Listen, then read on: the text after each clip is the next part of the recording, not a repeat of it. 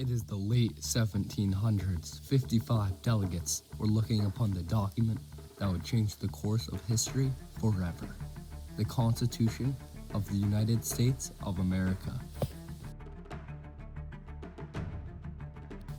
It all began in 1754, when both the French and the British were trying to expand their empire on the new desirable land that lay on the grounds of the New World.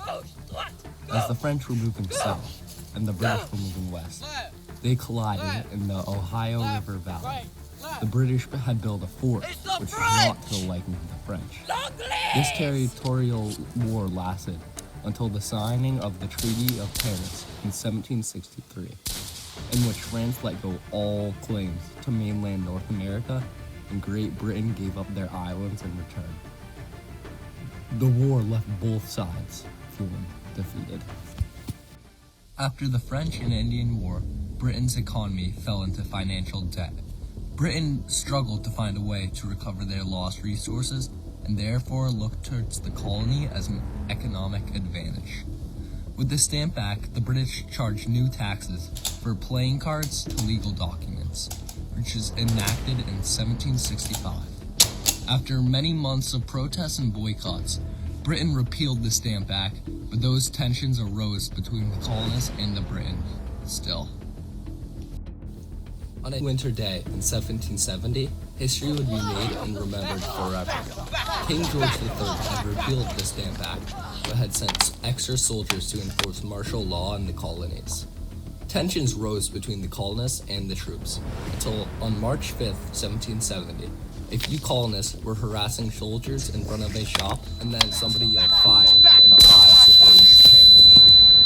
With tensions high, the colonists set their sights on the remaining tax on tea. A cold night of December 16, 1773. The Sons of Liberty decide they had enough. The Sons of Liberty disguised themselves as Native Americans, marched down to the Boston Harbor, and snuck onto a trading ship, holding a major shipment of tea. That night, the Sons of Liberty dumped 342 chests of tea into the ocean floor. Today, that quantity would be worth $1.7 million. This night would later be known as the Boston Tea Party. The British are coming! The British are coming! It was the year 1775. This cry echoed through the night as Paul Revere prepared the civilians for the day ahead. King George had caught in winds of colonist weapons that had been stashed in Concord, and ordered his troops to destroy the arsenal. As British troops prepared to march, the Sons of Liberty sent Paul Revere and others to warn the local Minutemen. A patriot in the Old North Church would be signaling the way in which the British were coming. The patriot would light 1 lantern if they were coming by land and 2 if they were coming by sea. When Paul Revere saw the 2 lanterns and the other Sons of Liberty rode to conquer, yelling, "The regulars are coming!" The locals armed themselves and met the British forces in Lexington. Both sides were ordered not to fire unless fired upon, but under pressure, somebody pulled the trigger. A shot heard round the world. This event in time began the Revolutionary War on April 19th, 1775.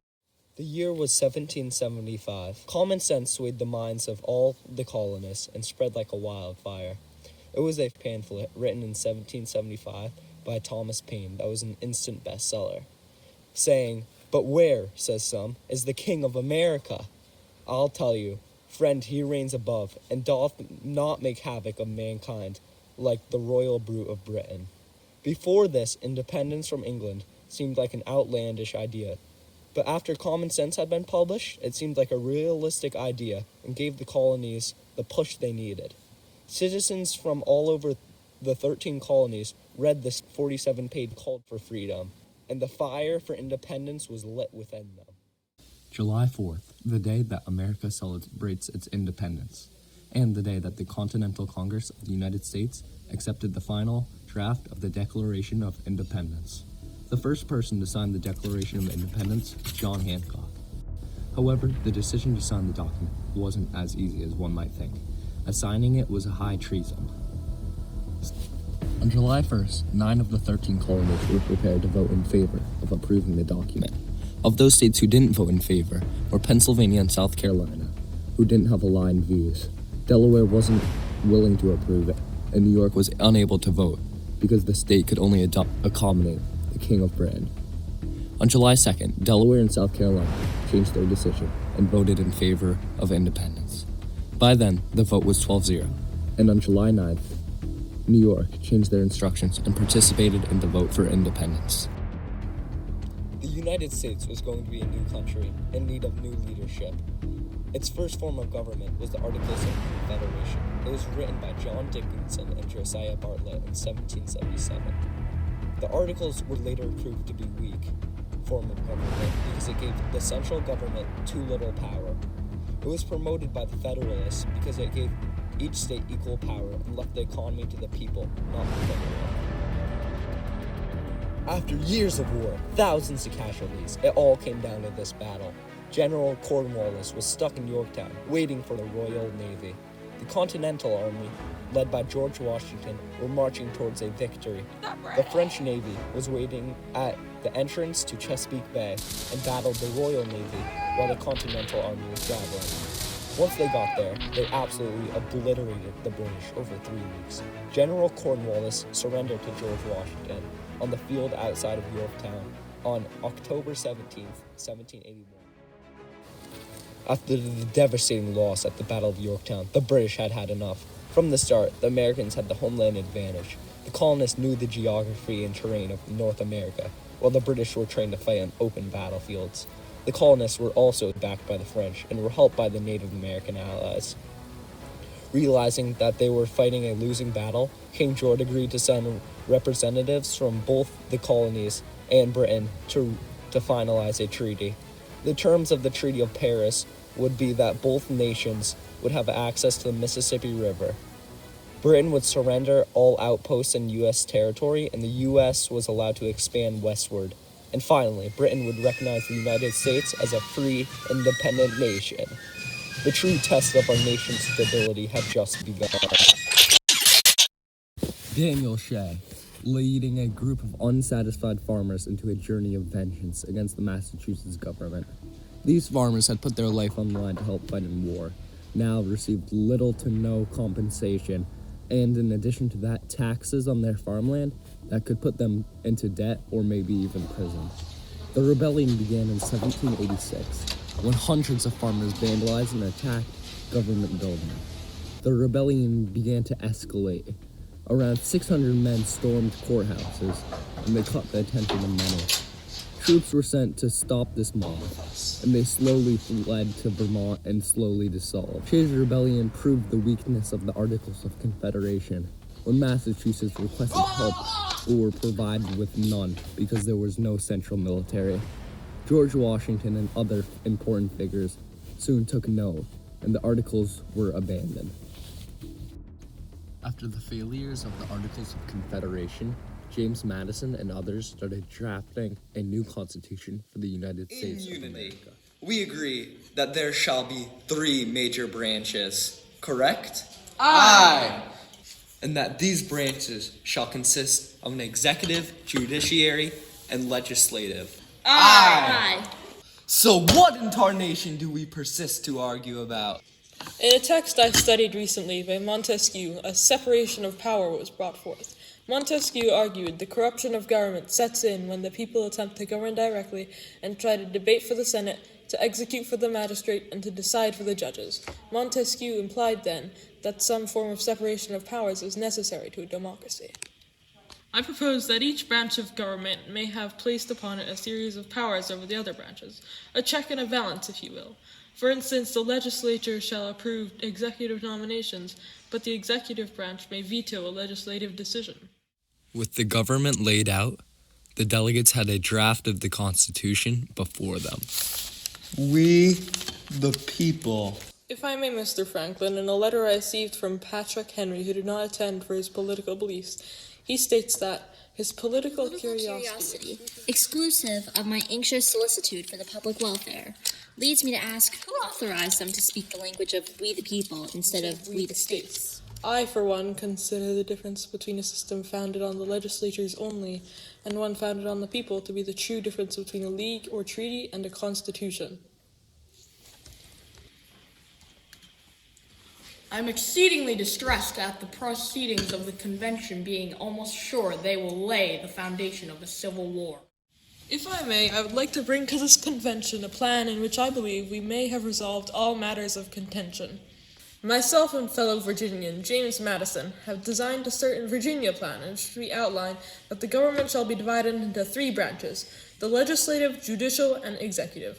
The national legislature ought to consist of 2 branches, the members of the branches of it ought to be elected by the people of the several states for the term of 3 years. The number of votes per state be some equitable ratio of representation, namely, in proportion to the whole number of white and other free citizens and inhabitants of every age, sex, and condition, including those bound to servitude for a term of years, and 3/5 of all other persons not to be comprehended in the foregoing description. With all due respect, I find that proposal to be utterly preposterous. Firstly, pertaining to your Virginia plan, what would become of the states with less of a populace? Shall they not count for anything? This seems to me like an opportunity for the larger states to take control and nothing else. In contrast, my New Jersey plan dictates that the New Jersey plan shall also retain Article 5 of the Articles of Confederation, which dictates that no state shall be represented in Congress by less than 2, nor more than 7 members, and in determining questions in the United States, in Congress assembled, each state shall have 1 vote. Are you out of your mind? States with more people should have more votes. It's just common sense. No, equal representation for all. Proportionate. Equal. Proportionate. Equal. Proportionate. Equal. Gentlemen, there's no need to quarrel like children. In Connecticut, we are built different, so we have to put together a compromise that honors both plans fairly as possible. The plan is simple. All legislative powers herein granted shall be vested in a Congress of the United States, which shall consist of a Senate and House of Representatives. The House of Representatives shall be appointed among the several states according to their respective numbers, counting the whole number of persons in each state, excluding Indians not taxed. However, the Senate of the United States shall be composed of 2 senators from each state elected by the people thereof. With all arguments settled, the delegates went about signing the Constitution. Ratifying the Constitution would begin a new chapter in American history. It's March 4th, 1789, the first day of the new operating Constitution. The 5 states that ratified the Constitution first began on December 7th, including Delaware, Pennsylvania, New Jersey, Georgia, and Connecticut, until 9 out of the 13 states were to ratify the document. It would not become the official law of the land until New Hampshire, the last and 9th state, was to ratify the Constitution on June 21st, 1788.